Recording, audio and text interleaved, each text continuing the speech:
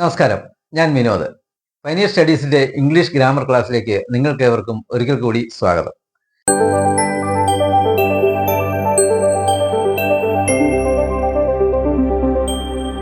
നമ്മൾ ഇതുവരെ പഠിച്ചത് ടെൻസുകളാണ് അല്ലേ? ആ ടെൻസിൽ ഏതൊക്കെ പഠിച്ചു? പ്രസന്റ് ടെൻസും പാസ്റ്റ് ടെൻസും പഠിച്ചു കഴിഞ്ഞു. ഇനി ഫ്യൂച്ചർ ടെൻസിലെ സിമ്പിൾ ഫ്യൂച്ചർ നമ്മൾ കഴിഞ്ഞ ക്ലാസ്സിൽ പഠിച്ചു. ഇന്ന് പഠിക്കേണ്ടത് ഫ്യൂച്ചർ കണ്ടിന്യൂസ് ടെൻസ് ആണ്. ആ ഫ്യൂച്ചർ കണ്ടിന്യൂസ് എങ്ങനെയാണ് എഴുതേണ്ടത്? സബ്ജക്റ്റ് ആദ്യം എഴുതണം, വില്ലിലെ ഷാൽ എഴുതണം, ബി എഴുതണം, വെർബ് കൊണ്ട് എഴുതണം, ING എഴുതണം, ഒബ്ജക്റ്റ് എഴുതണം. നമുക്ക് ഒരു സെന്റൻസ് എഴുതി നോക്കാം. കണ്ടോ, ഞാൻ ഒരു നോവൽ വായിച്ചുകൊണ്ടിരിക്കും. കണ്ടോ, വന്നുകൊണ്ടിരിക്കും, എഴുതിക്കൊണ്ടിരിക്കും, ഇങ്ങനെ വരാൻ പോകുന്ന സമയത്ത് നടന്നുകൊണ്ടിരിക്കാവുന്ന കാര്യങ്ങളാണ് നമ്മൾ ഫ്യൂച്ചർ കണ്ടിന്യൂസിൽ പറയേണ്ടത്. ഞാൻ ഒരു നോവൽ വായിച്ചുകൊണ്ടിരിക്കും. അത് നാളെയോ നാളെ കഴിഞ്ഞോ എപ്പോഴെങ്കിലും നമുക്ക് നോക്കാം. വായിക്കും എന്നല്ല, വായിച്ചുകൊണ്ടിരിക്കും എന്നുള്ളതാണ്.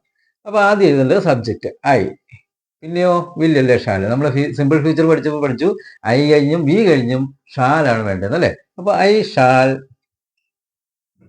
പിന്നെ വെർബ് വൺ ഉണ്ടോ? വില്ലല്ലേ ഷാല്. ബി കഴിഞ്ഞിട്ടാണ് വെർബ് വൺ അല്ലെ? B, I shall be. പിന്നെയോ ഇനി വെർബ് വൺ ഏതാണ്? എഴുതുക എന്നുള്ള, ഇവിടെ വായിക്കുക എന്നാ ഇവിടെ അല്ലെ?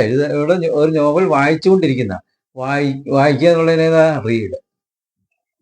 അതിൻ്റെ കൂടെ ING വേണം. I shall be reading. ഇനി എന്താണ് വായിച്ചുകൊണ്ടിരിക്കുന്നത്? ഒബ്ജക്റ്റ് അല്ലെ? എന്താണ്? നോവൽ. നോവൽ എന്നില്ല, നോവൽ ഉണ്ടോ? I shall be reading novel. Subject shall അല്ലെ, വില്ല്, B A, verb ING, object ഉണ്ടോ? ഞാൻ നോവൽ വായിച്ചുകൊണ്ടിരിക്കും. അടുത്തതോ വി വരുമ്പോഴോ? We shall be reading novel. We shall be reading novel. ഞങ്ങൾ നോവൽ വായിച്ചുകൊണ്ടിരിക്കും. ഇനിയോ ഫസ്റ്റ് പേഴ്സൺ സിംഗുലറും പ്ലൂറലും നമ്മൾ എഴുതി. ഇനി സെക്കൻഡ് പേഴ്സൺ ഏതാണ്? യു. നീ ഒരു നോവൽ വായിച്ചുകൊണ്ടിരിക്കുന്നുള്ളത് എങ്ങനെ പറയണം? യു കഴിഞ്ഞിട്ട് വിൽ വേണം അല്ലെ? You will be reading novel. അടുത്തതോ യു ഫസ്റ്റ് പേഴ്സൺ കഴിഞ്ഞു, സെക്കൻഡ് പേഴ്സൺ ആണ് യു. ഇനി തേർഡ് പേഴ്സൺ സിംഗുലർ ഏതാണ്? ഹി. അവൻ ഒരു നോവൽ വായിച്ചുകൊണ്ടിരിക്കും. എങ്ങനെ വേണം? He will be reading novel. കണ്ടോ, വ്യത്യാസമൊന്നുമില്ല. വില്ല് തന്നെ എഴുതുന്നു, ബി എഴുതുന്നു, റീഡ് എഴുതുന്നു, ING, ഒബ്ജക്റ്റ്. ഇതേ ഉള്ളൂ. ഷീ, അവളൊരു നോവൽ വായിച്ചുകൊണ്ടിരിക്കും എന്നുള്ള എങ്ങനെയാണോ? She will be reading novel. ഇനി ഇറ്റ് അല്ലേ തേർഡ് പേഴ്സൺ സിംഗുലറിലെ?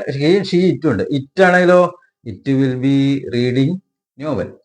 ഇനി തേർഡ് പേഴ്സൺ പ്ലൂറൽ ഏതാണ്? ദേ ആണ്. ദേ വരുമ്പോ എങ്ങനെ വരണം? മാറ്റം എന്തെങ്കിലും ഉണ്ടോ?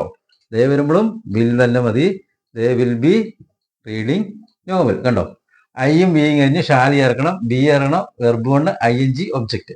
ബാക്കി യു വരുമ്പോഴേടാ വില്ലാണ് വേണ്ടത്. He will be reading novel, she will be reading novel, it will be reading novel, they will be reading novel. എളുപ്പമല്ലേ ഇത്? അപ്പോൾ സബ്ജക്റ്റ് എഴുതണം, വില്ലല്ല ഷാൽ എഴുതണം, ബി എഴുതണം, വെർബ് കൊണ്ട് ING, ഒബ്ജക്റ്റ് ആണ് ഫ്യൂച്ചർ കണ്ടിന്യൂസിന്റെ ഫോം. അത് എപ്പോഴൊക്കെയാണ്? വന്നുകൊണ്ടിരിക്കും, എഴുതിക്കൊണ്ടിരിക്കും എന്നിങ്ങനെ ഭാവിയിൽ നടന്നുകൊണ്ടിരിക്കുന്ന കാര്യങ്ങൾ, നടന്നുകൊണ്ടിരിക്കാൻ സാധ്യതയുള്ള കാര്യങ്ങൾ അല്ലെ? അതാണ് ഫ്യൂച്ചർ കണ്ടിന്യൂസിൽ പറയേണ്ടത് എന്ന് ഓർത്തിരിക്കുക. അപ്പോൾ ഇങ്ങനെ ഈ ടെൻസ് നിങ്ങൾക്ക് മനസ്സിലായി എന്ന് കരുതുന്നു. ഈ ക്ലാസ് നിങ്ങൾക്ക് ഇഷ്ടപ്പെട്ടെങ്കിൽ നിങ്ങൾ ലൈക്ക് ചെയ്യുക, ഷെയർ ചെയ്യുക, സബ്സ്ക്രൈബ് ചെയ്യുക, കമന്റ് ബോക്സിൽ അഭിപ്രായങ്ങൾ രേഖപ്പെടുത്തുക.